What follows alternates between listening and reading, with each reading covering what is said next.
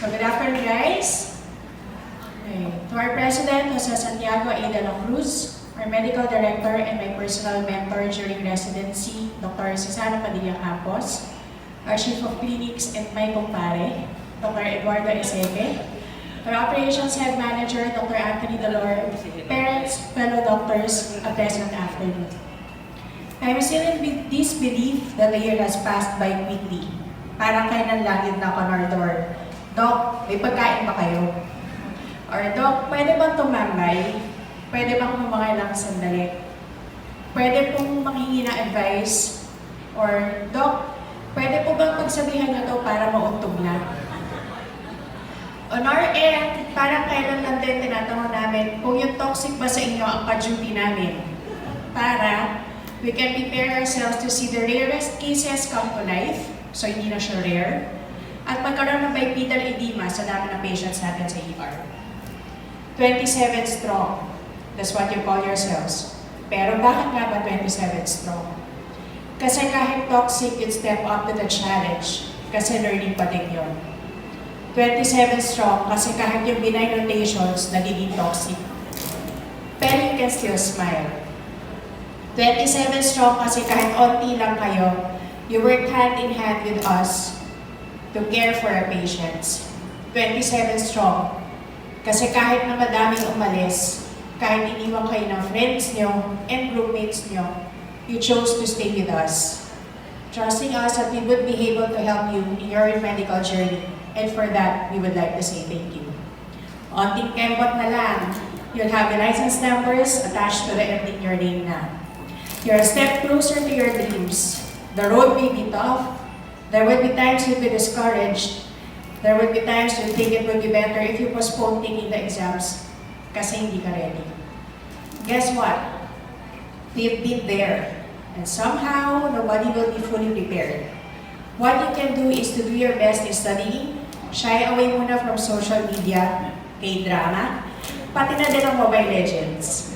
You'll have time for that later on, pero sa ngayon, focus muna sa boards. And while you're doing your best in studying, couple it with lots of prayers. After the boards, what's next? Some of you have decided already what specialization to take.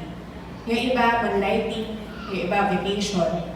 For those who have their minds made up what to take, pursue it. Let nothing hold you back. For those who will go into moonlighting, give it maximum of a year. Pero bakit ba 1 year lang? Kasi it will be difficult for you to go into residency when you're old na. Accept it or not, yung capacity ng neurons natin for recall wouldn't be that sharp as it was during your younger days. Also remember that every year, there are 2 batches of newly licensed physicians, so somehow yung companies would prefer young ones. Bakit? Kasi they're not that choosy pa sa duties. Wala kang preferences or qualms. One more thing, pag tumanda ka sa moonlighting, baka yung laki ng kita mo sa moonlighting, mapunta na lang sa dami ng comorbids mo. So maintenance medications na lang siya. So how do you arrive at a decision of what specialization to take? Imagine yourself doing it for the rest of your life. Will it spark joy? Sabi nga ni Marie Kondo. Is it something you'll go into just because you don't want to be left behind? Kasi lahat nag-residency na. If it's going to be dragging, then don't go into that field. So, if you want a medyo chill na life, I think you can go to radio. The radiologists can attest to that. If you're into crime investigative stuff, go into pathology. If hindi ka naman nahiinip sa pagtantay, you can go into OB kasi ganun yung kailangan na skills for the labor watch. If goal mo naman ay matulungan yung mga taong madalas na masaktan kasi iniwan sila at ayaw mo rin na arawan, anesthesiology is a field for you. If you see yourself binding up wounds would give you the fulfillment, pwede ka sa surgery. Ayan, naghahanap din ako para sa surgery.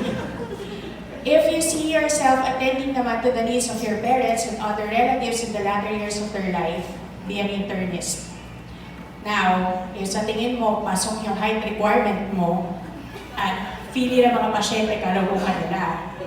And biases aside, well, if you don't want your feeling mo hindi ka tumatanda? Of course, pedya. Basta whatever field you decide to specialize in, go into that field. Kasi you imagine yourself growing old na yun ang ginagawa mo. Na it doesn't feel like you're working kasi nag-enjoy ka. And you can't imagine yourself not doing it.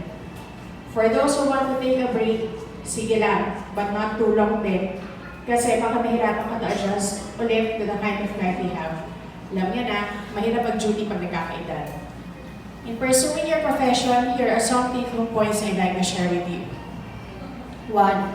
First and foremost is to pray, regardless of the patients you are seeing. Kahit simple cough and colds lang yan, you still need God's guidance. Huwag maging overconfident. Also, it's not by accident na ikaw nakakita sa patient. You were there because ikaw gagamitin ni Lord to address the patient's health concerns. 2. Primum do not cere. First, do no harm. Treat each patient as if the patient were your relative. Treat each patient the way you would want you and your relatives to be treated. Huwag kalimutan ang golden rule. 3. Be punctual. You know me very well when it comes to punctuality. Why is it important to be punctual?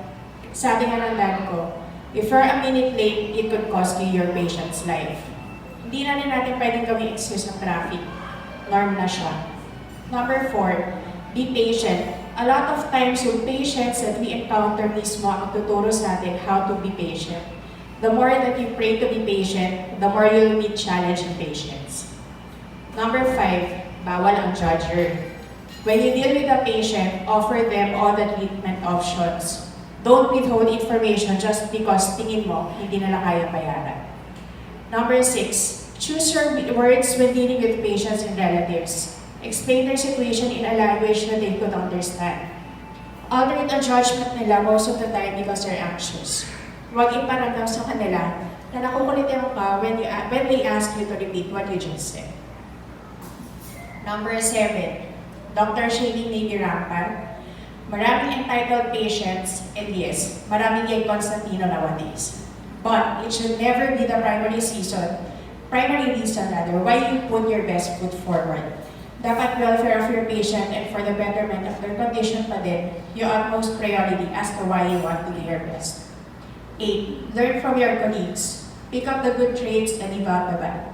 Learning never stops. Kahit mag-emeritus na kayo, there will still be something you learn from your colleagues.